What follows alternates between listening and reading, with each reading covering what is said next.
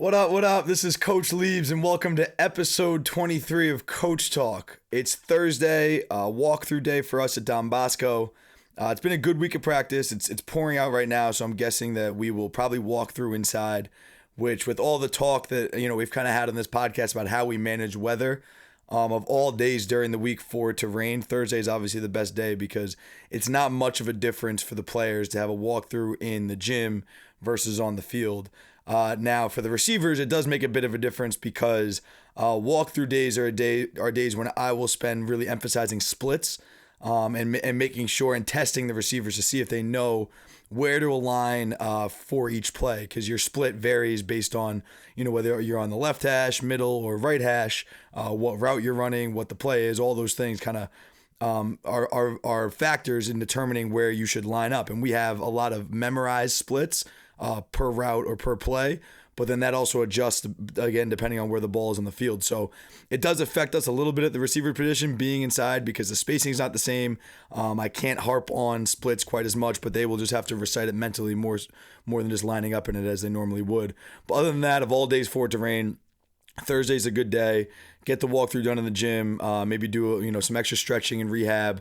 We'll get some ball drills done in the gym right after the walkthrough, and once that day's over, once today is over, your work is done. The physical part of the game is done before it actually starts, and now you get 24 hours to rest, recover, and prepare yourself mentally and emotionally to go to battle. And it's a huge game for us. It's senior night. We're playing St. Joe's Regional at home, who's a very good team. Kind of all the teams in our conference are kind of beating each other up thus far. Everyone's kind of beating everybody, but St. Joe's is as good or better than any team we've played. So we're going to have to play our best football to win this game. And I'm really excited about it. It's going to be a packed house at Bosco.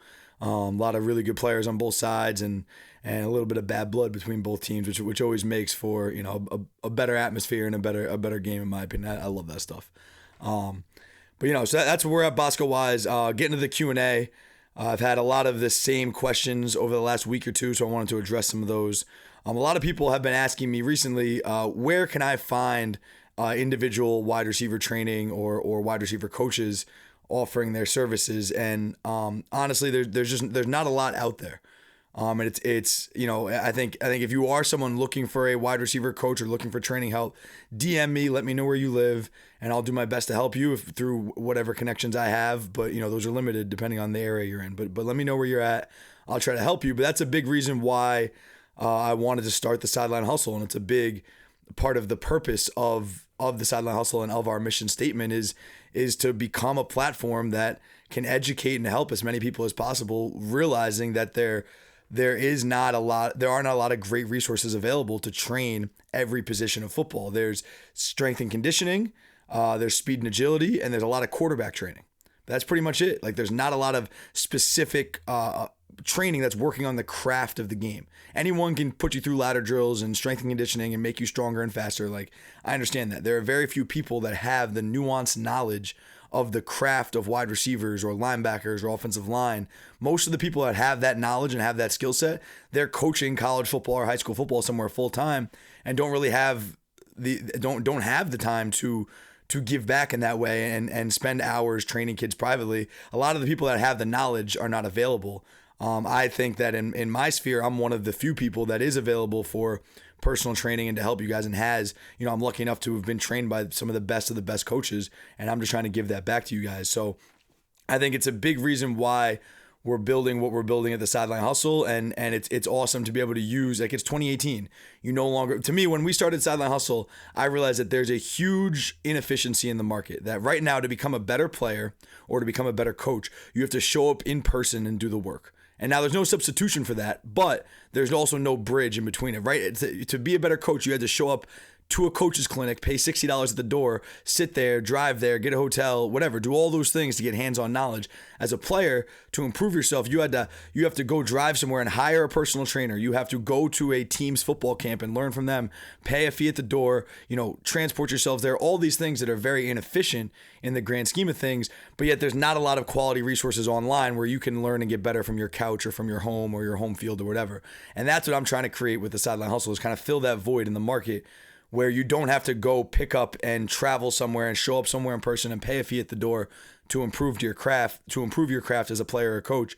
You can do it through, our social media platforms, and we'll soon be built. We're in the process of building. We'll soon be releasing a paid subscription online resource, really, that's going to cover every aspect of wide receiver play. We're going to do live webinars on it. You'll be able to have direct contact with me.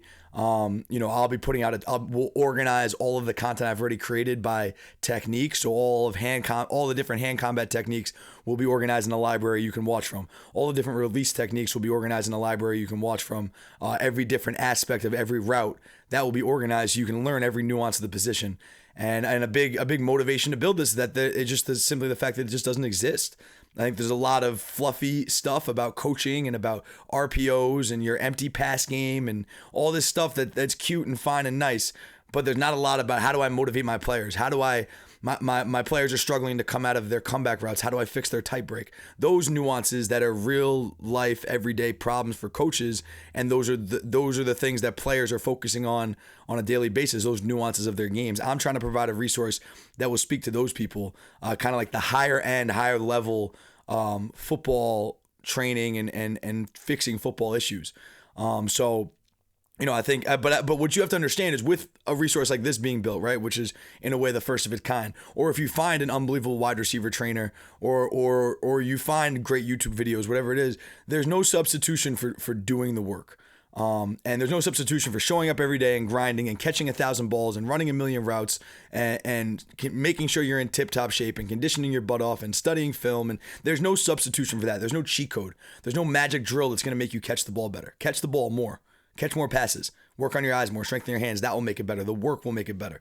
There's no magic coach that's going to put you on a special program and turn you into a great receiver. Yeah, they can help, but you got to put in the work and you got to push your limits and continue to strive to be great. And there's no substitution for that. And something that worries me a lot nowadays is I was just listening to a podcast of this kid's mother who's a 13-year-old quarterback, and the kid had a professional massager, a guy who stretches him professionally, an individual quarterback coach. He goes to cryotherapy. He has a nutrition fitness coach and all these things. And it's like, there are plenty of great players built before any of these resources existed. And I think a lot of times, parents overdo it because they think that they're giving their kid they're giving their kid all the resources they need, but really it's just giving the kid an excuse not to work on his own. When is he learning to be self-motivated? If he's got someone teaching him how to eat, how to stretch, how to run, how to throw, how to do all these things, when is he teaching him? Because at some point, those guys aren't going to be there on a Saturday college football game. Those guys aren't in their corner, so he better be able to dig down somewhere deep inside and will his team to victory. And I don't know, I'm afraid that we're not teaching some young players those lessons when we overcoach them that way. And it's something that I've really had to take to heart as a receivers coach. Is I'm a very hands-on coach with my players, and this year I've done a lot more of a lot less coaching at times, where there are times when I see a mistake on the field and I kind of just try to let them fix it themselves, because on Friday night I'm not out there running it for them, so they have to be able to operate on their own. They know what it is I expect. They know what it is I want. It's their job to figure out their own process of how to implement that into their game. And I coach that on the side and all that, but there's times when you're out there on the practice field, you just kind of let it go and let them work themselves through their own problems. And it's something with all this specialized training now and all these guys who say, oh, you got to have this strength training workout. You got to go to this quarterback coach. Like, those guys are good. They can help you, but it's not magic. If you're good, you're good. If you're good enough, people will find you. If you work hard enough, you'll make a name for yourself. There's no substitution for that work. I don't care if you watch every single one of my wide receiver videos. Yeah, a lot of that stuff is valuable and it will help you. And if you take those techniques onto the practice field and work on them every day, they will show up in your game and you'll be better for it. But the only way that happens, the thing no one talks about, is the sweat and the tears and the blood and everything that goes into being a football player. It's hard work. Coaching is hard. It's 18 hours a day, 20 hours a day, depending on the level you're coaching at. Playing is hard. It's exhausting on your body. You got to go to school. You got to do all these things. But if it was easy, everybody'd be doing it. And this is a hard life that we chose, and it's a challenge you got to rise to every day. And an expression I always hear is rent is due you got to pay your rent every day. You got to pay your rent every day. And payment is due in advance, and you got to go out and earn it every single day, earn that paycheck.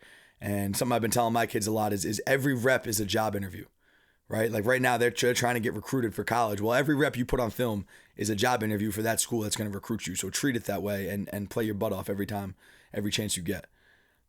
That's all I got. Coach Liebs, episode 23 of Coach Talk. I'll see you guys tomorrow. Peace.